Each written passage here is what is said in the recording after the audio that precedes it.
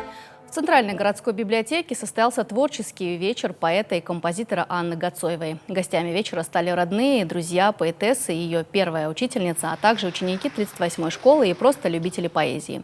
Читали стихи, пели песни, написанные автором. Свой первый сборник стихотворений «Осенняя симфония» поэтесса написала в 2015 году. В нем произведения на остинском и русском языках.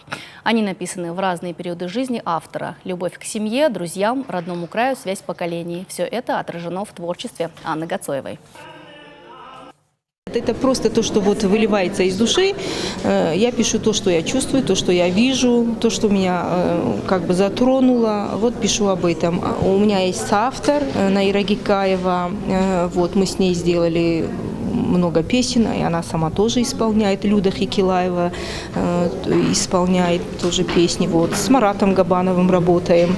С Борисом Кукаевым у нас очень хорошие песни. Сейчас вот одна песня будет звучать. Она написана о святилище Мадмайра.